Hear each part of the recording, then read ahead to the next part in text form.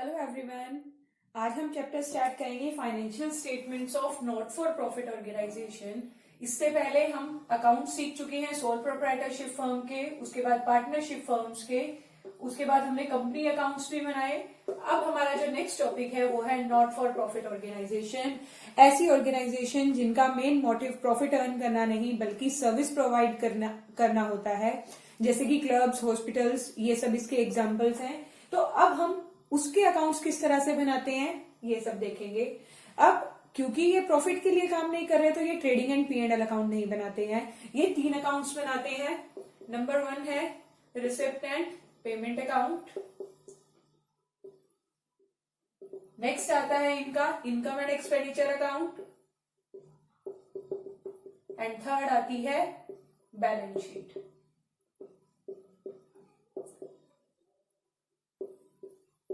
हमने अब तक अकाउंट्स सीखे हैं सोल प्रोप्राइटरशिप फर्म के and others. Receipt and payment account same होता है कैश अकाउंट की तरह। What comes in debit and what goes out credit. What comes in means receipt and what goes out means payment. आपके पास opening balance, closing balance होता है and उसके अलावा आपको सारे का सारा इंफॉर्मेशन गिवन होती है कहां से पैसा आया है एंड कहां गया है। Second, income and expenditure equal होता है, सेम होता है प्रॉफिट एंड लॉस अकाउंट की तरह, पर क्योंकि इनका मेन मोटिव प्रॉफिट अर्न करना नहीं है तो इन्होंने इसे नाम दिया है इनकम एंड एक्सपेंडिचर अकाउंट। और उसी तरह से क्योंकि ये प्रॉफिट के लिए काम नहीं कर रहे तो ये वर्ड प्रॉफिट और लॉस यूज नहीं करते हैं, ये वर्ड यूज करते हैं प्रॉफिट की जगह सरप्लस एंड लॉस की जगह डेफिसिट।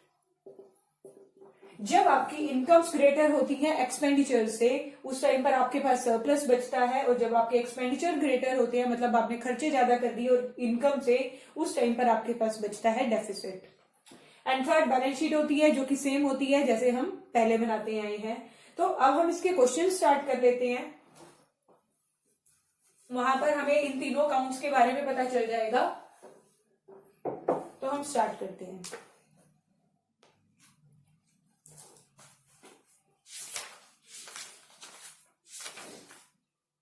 उससे पहले कुछ इंपॉर्टेंट आइटम्स हैं जो हम नॉट फॉर प्रॉफिट ऑर्गेनाइजेशन के अंदर यूज करेंगे, तो सबसे पहले आपको उनका मीनिंग पता होना जरूरी है। नंबर 1 है सब्सक्रिप्शन। कोई भी पर्सन जो ये इन जो भी ऑर्गेनाइजेशन है उसकी सर्विसेज लेना चाहता है उसको इसकी सर्विसेज के लिए सब्सक्राइब करना पड़ता है। जैसे आपके पास डिफरेंट आते हैं, हम देखते हैं जब हम ऑनलाइन काम करते हैं तो उसके अंदर भी बहुत सारी चीजें आती हैं, बहुत सारी सर्विसेज ऐसी होती हैं जिसको आप सब्सक्रिप्शन लेते हो, जिसको आप सब्सक्राइब करते हो तो आपको वो सर्विसेज मिलती हैं। वैसे ही इनकी सब्सक्रिप्शन लेनी पड़ती है, तो सब्सक्रिप्शन के लिए आप कुछ फीस पे करते हो जो कि सब्सक्रिप्शन कहलाता है। और सब्सक्रिप्शन इनकी मेन इनकम होती है क्योंकि जो ये सर्विसेज प्रोवाइड कर रहे हैं उससे रिलेटेड इनको इनकम मिलती है। नेक्स्ट है लाइफ मेंबरशिप फीस। ऐसा कोई मेंबर है जो पूरी लाइफ के लिए हमारे साथ जुड़ना चाहता है वो लाइफ मेंबरशिप फीस पे करता है। अब हमें पता है कि 2 तरह के हमारे एक्सपेंडिचर होते हैं, capital expenditure and revenue expenditure. तो जो आपकी लाइफ मेंबरशिप फीस है वो आपकी कैपिटल नेचर की है क्योंकि आपको एक ही बार मिलेगी, उसके बाद कभी भी रिपीट नहीं होगी। लाइफ के लिए वो मेंबर रहना चाहता है, उसने एक बार पे कर दिया, दैट्स इट। तो ये बैलेंस शीट के अंदर जाती है। हमने पहले भी किया हुआ है, कैपिटल नेचर की आइटम्स हमेशा कहा जाती है बैलेंस शीट में, एंड रेवेन्यू नेचर की जाती है प्रॉफिट एंड लॉस अकाउंट में जाती थी सोल प्रोप्राइटरशिप में, यहां पर जाएगी इनकम एंड एक्सपेंडिचर अकाउंट के अंदर। नेक्स्ट है एंडोमेंट फंड। कोई भी आपको गिफ्ट वगैरह मिलता है किसी से, जो भी ऑर्गेनाइजेशन है उसको, तो वो उसको ट्रांसफर कर देते हैं एंडोमेंट फंड में। नेक्स्ट है एंट्रेंस फीस। अब जो एंट्रेंस फीस है आप हर साल पे करोगे। जब भी आप क्या मेंबर बनना चाहते हो तो आप एंट्रेंस फीस पे करोगे। साल की पे करी, 6 महीने की पे करी, वो डिफरेंट होते हैं, तो आप जिस तरह से भी पे करोगे। ये आपका रेकरिंग नेचर का होता है, इसीलिए रेवेन्यू नेचर का है, और रेवेन्यू नेचर का होने के कारण इसको हम इनकम एंड एक्सपेंडिचर अकाउंट में दिखाएंगे, इनकम वाली साइड। अब इसी से रिलेटेड आपके आगे क्वेश्चंस हैं, रिजर्व्स के रिलेटेड है। पहले एंट्रेंस फीस वाला जो भी हम कर आए हैं वही क्वेश्चन है। Illustration 2, how will you deal with the entrance fees while preparing the final accounts of New Delhi Sports Club for the year ended 31st March 2017 in each of the following cases? अब सबसे पहले हम देख लेते हैं, entrance fees भी 2 type की होती है। हर एक ऑर्गेनाइजेशन का अपना क्राइटेरिया होता है, वो उसे किस तरह से ट्रीट करती है। एंट्रेंस फीस को अगर कोई कैपिटल नेचर की तरह ट्रीट करेगा तो उसे हम दिखाएंगे बैलेंस शीट के अंदर। अगर हम उसे रेवेन्यू नेचर का ट्रीट कर रहे हैं तो हम उसे दिखाएंगे इनकम एंड एक्सपेंडिचर अकाउंट के अंदर। तो इसका सिंपल सा क्राइटेरिया है, आगे देखते हैं। During the year 16-17 entrance fees received 1,20,000।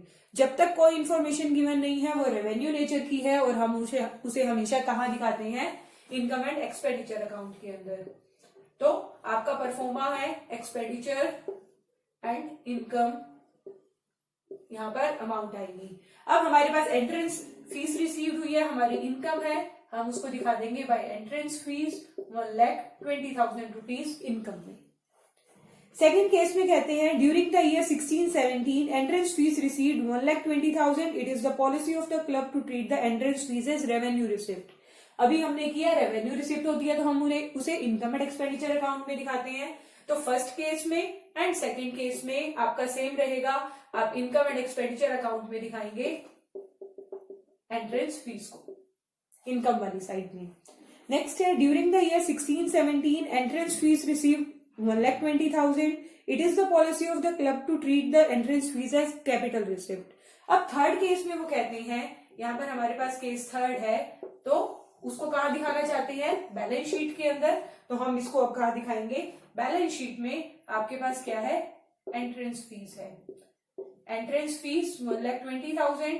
इसे लायबिलिटीज में इसीलिए दिखाते हैं क्योंकि अब वो उसने आपको एंट्रेंस फीस पे कर दी है पूरे ईयर की, अब आपको पूरे ईयर उसको सर्विसेज देनी है, वो आपकी लायबिलिटी बनती है। केस 4 है during the year 16-17 entrance fees received 1,20,000। According to the policy of club, 30% of entrance fees is to be capitalized. अब हमारे पास टोटल एंट्रेंस फीस रिसीव्ड हुई 1,20,000, जिससे वो दो पार्ट्स में डिवाइड कर रहे हैं। 30% को करना चाहते हैं कैपिटलाइज और 70% रहेगी आपकी रेवेन्यू नेचर की। तो 1,20,000 का 30% हमारे पास आ जाएगा 36,000 और यहाँ पर ये हमारे पास आ जाएगा 84,000। तो जो कैपिटल नेचर की है उसे बैलेंस शीट में दिखाएंगे, जो रेवेन्यू नेचर की है उसे इनकम एंड एक्सपेंडिचर अकाउंट में दिखाएंगे। यहां पर हमारा आ जाएगा 84,000 और जो दूसरा है हमारा 36,000, वो कहां आ जाएगा, बैलेंस शीट के अंदर। ये हमारी बैलेंस शीट बन गई।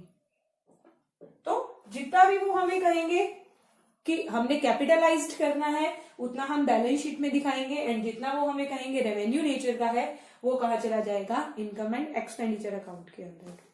तो ये तो फर्स्ट टॉपिक था आपका एंट्रेंस फीस से रिलेटेड। ये अभी छोटे छोटे टॉपिक हम इसके अंदर करेंगे, उसके बाद ये सारे के सारे आपके बड़े क्वेश्चन के अंदर रिपीट हो जाएंगे, वहीं पर ये सारे के सारे आपके एड ऑन होते जाएंगे। नेक्स्ट कर लेते हैं,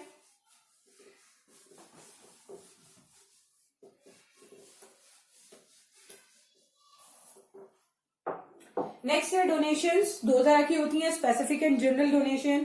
डोनेशन होता है मतलब आप किसी को कुछ पे कर रहे हो। तो डोनेशन दो तरह की इन्होंने बताई, specific and general. Specific donation जो आप किसी स्पेसिफिक पर्पस के लिए दे रहे हो, कहीं पर कोई मंदिर बन रहा है, आपने वहां पर पैसा डोनेट कर दिया, तो वो मंदिर बनने के लिए जब दिया तो वो आपका कौन सा है, स्पेसिफिक डोनेशन है। और जब कोई पर्पस नहीं है, आपने यूं ही डोनेशन दे दी, वो आपका जनरल नेचर का होता है और वो चाहे उसे कहीं पर भी यूज कर सकते हैं। तो दोनों के लिए अलग अलग हो गया। नेक्स्ट है लेगेसी। लेगेसी मीन्स अगर कोई अपनी विल में कोई प्रॉपर्टी वगैरह हम ऑर्गेनाइजेशन को दे गया है तो वो कहाँ आ जाती है, लेगेसी। नेक्स्ट है, इसको भी बैलेंस शीट में दिखाते हैं क्योंकि वन टाइम है। नेक्स्ट है सेल ऑफ ओल्ड एसेट। अगर आप कोई भी ओल्ड एसेट को सेल करते हो तो उसका जो भी एक्सपेंडिचर, जैसे आपकी 5,000 की एसेट थी और उसका आपने 3,000 में सेल कर दिया, तो उसका 2,000 का जो लॉस हुआ है उसे हम दिखाएंगे एक्सपेंडिचर साइड में, इनकम एंड एक्सपेंडिचर अकाउंट के अंदर, जैसे हम प्रॉफिट एंड लॉस अकाउंट में दिखाते थे। नेक्स्ट है sale of old newspaper and sports material. Old newspaper आपका रेकरिंग नेचर का होता है तो इसे हम इनकम एंड एक्सपेंडिचर अकाउंट में दिखाते हैं। लास्ट है payment of honorarium. The amount paid to person who are not the employees of the institution is called honorarium. किसी को ऑनर देने के लिए जो आपकी ऑर्गेनाइजेशन के एम्प्लॉय नहीं है, आप उन्हें कोई अमाउंट पे करते हो तो वो होता है ऑनरेरियम, और आपका ये एक्सपेंस है तो इसे हम इनकम एंड एक्सपेंडिचर में एक्सपेंस वाली तरफ दिखाते हैं। नेक्स्ट आपका टॉपिक आ गया जनरल एंड स्पेसिफिक फंड्स। उसके हम इलस्ट्रेशन कर लेते हैं। इलस्ट्रेशन 3 है हमारे पास। Show how will you deal with the following items while preparing the balance sheet of a club as at 31st March 2019। आपके पास स्पोर्ट्स फंड दे रखा है, उसके बाद इन्वेस्टमेंट सारा कुछ दे रखा है। आपके जो भी डोनेशंस आती हैं जो स्पेसिफिक नेचर की होती हैं उसे हम बैलेंस शीट में दिखाते हैं, क्योंकि हम उसको और कहीं नहीं यूज कर सकते, वो आपके उसी पर्पज के लिए यूज की जाती हैं जिसके लिए वो आई हैं। तो उसको हम कहाँ दिखाते हैं? बैलेंस शीट के अंदर।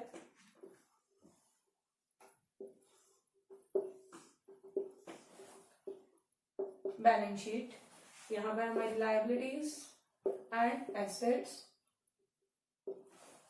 देखते हैं। स्पोर्ट्स फंड ऑन 1 अप्रैल 2018 आपके पास स्पोर्ट्स फंड है, आपके पास एक रिजर्व पड़ा है, फंड पड़ा है, उसे हम दिखाएंगे लायबिलिटीज में। कितने का है? 5 लाख रुपीज का है। नेक्स्ट है 10% स्पोर्ट्स फंड इन्वेस्टमेंट। आपने इन्वेस्टमेंट कर रखी है, तो इन्वेस्टमेंट हमारी क्या होती है? एसेट होती है। 10% स्पोर्ट्स फंड इन्वेस्टमेंट, फंड से रिलेटेड ही इन्वेस्टमेंट कर रखी है आपने, तो वो आपकी कितने की है? 5 लाख रुपीज की, वो भी हम दिखा देंगे। नेक्स्ट है interest received on sports fund investment. अभी हमने इन्वेस्टमेंट की हुई थी, उस पर इंटरेस्ट आएगा, तो आपका फंड क्या होगा? उससे इंक्रीज हो जाएगा। तो इंटरेस्ट रिसीव्ड उन्होंने हमें बोला 37,500, वो हम क्या कर देंगे? फंड में ऐड कर देंगे। अब हमें पता है हमारा फंड 5 लाख रुपीज का था, जिसके ऊपर 10% आपको इंटरेस्ट मिलना था, तो 5 लाख का 10% तो बनता है 50,000 रुपीज। लेकिन यहां पर जो आपको इंटरेस्ट रिसीव्ड उन्होंने दिया वो दिया है 37,500 रुपीज। इसका क्या मतलब है कि जो बाकी का इंटरेस्ट है वो आपको बाद में रिसीव होगा। तो यहां पर हम क्या करते हैं, जो भी बाकी का पेंडिंग इंटरेस्ट रह गया वो क्या बन जाता है? एक्रूड इंटरेस्ट, जो आपको फ्यूचर में मिलेगा। तो वो जो मिलेगा तो यहां ऐड हो जाएगा, साथ में एक्रूड इंटरेस्ट है, अभी मिला नहीं है तो एसेट है, वो यहां पर भी दिखाएंगे। नेक्स्ट है donation for sports fund. Donation आएगी तो फंड बढ़ेगा, डोनेशन को भी ऐड कर देंगे। कितने की है हमारी? 1,20,000 की। उसके बाद है स्पोर्ट्स प्राइजेस अवॉर्डेड। अब आपने प्राइज अवॉर्ड किए हैं तो खर्चा हो गया, माइनस करेंगे। प्राइजेस कितने के पे किए हैं? यहां पर 1 लाख रुपीज के, माइनस का। नेक्स्ट है एक्सपेंसेस ऑन स्पोर्ट्स इवेंट्स। अब स्पोर्ट्स का फंड था तो खर्चे तो होंगे ही, जो भी एक्सपेंसेस हुए हैं उसको भी माइनस कर देंगे। यहाँ पर आपके एक्सपेंसेस हैं 15,000 रुपीज के। उसके बाद इन सब का क्या कर देंगे? हम टोटल कर देंगे। हमारे पास यहाँ पर 5,50,000 एंड 670 अमाउंट आई हुई है, 570 एंड 555 बच जाएगी। 5,55,000 और यहाँ पर आपके पास आया हुआ है टोटल अमाउंट 5,12,500 रुपीज। तो इस तरह से अगर आपका कोई भी रिजर्व कोई भी फंड का क्वेश्चन आता है, किसी भी चीज से रिलेटेड है, आपने फंड बना रखा है, तो उसे हम बैलेंस शीट में दिखाते हैं। जो भी एक्सपेंसेस होंगे उसमें से लेस होते जाएंगे और जो भी आपकी इनकम्स होंगी उससे रिलेटेड पैसा आएगा वो उसमें प्लस होता जाएगा। साथ में एक चीज ध्यान रखनी है, जब भी इन्वेस्टमेंट गिवन हो तो उसके साथ आपके पास रेट गिवन होगा और रेट से आपका एक्रूड इंटरेस्ट निकलेगा। तो एक्रूड इंटरेस्ट निकालना नहीं भूलना है। आप निकाल के देखिए कितना इंटरेस्ट बनता है एंड कितना आपने रिसीव किया है, उसके अकॉर्डिंग आपको पता चल जाएगा कुछ एक्रूड इंटरेस्ट है या नहीं है इसके अंदर। इसी तरह से नेक्स्ट इलस्ट्रेशन करते हैं, इलस्ट्रेशन 4।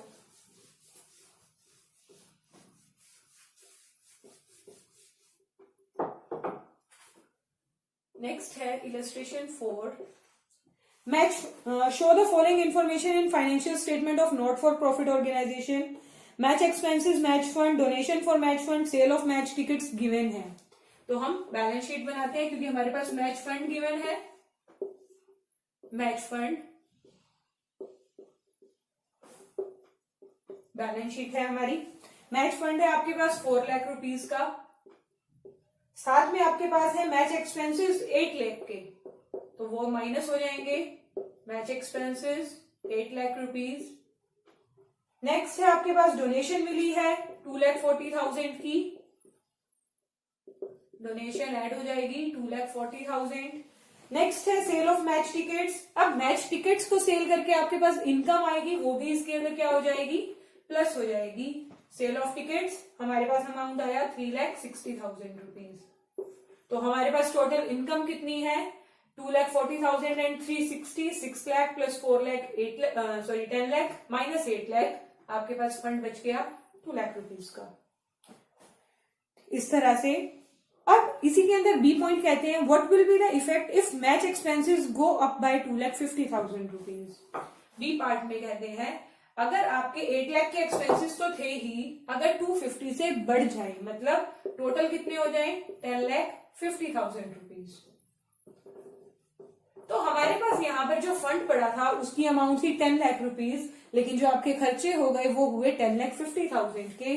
तो इस केस के अंदर क्योंकि हमारे पास ज्यादा फंड नहीं था, हमारे पास जो फंड पड़ा था वो 10 लाख रुपीज का ही पड़ा था, तो जो बाकी के 50,000 रुपीज है आप उसे एक्सपेंडिचर के अंदर दिखाओगे इनकम एंड एक्सपेंडिचर अकाउंट में। एक्सपेंडिचर में आपके यहाँ पे कौन से है मैच एक्सपेंसेस है, तो आप टू मैच एक्सपेंसेस 50,000 रुपीज दिखाओगे। यहाँ पर ये निल हो जाएगा क्योंकि आपके पास कुछ बचा ही नहीं, आपका सारा मैच फंड खत्म हो गया है, बल्कि एक्सेस में चाहिए था तो वो आपने 50,000 इनकम एंड एक्सपेंडिचर अकाउंट से चार्ज कर लिए।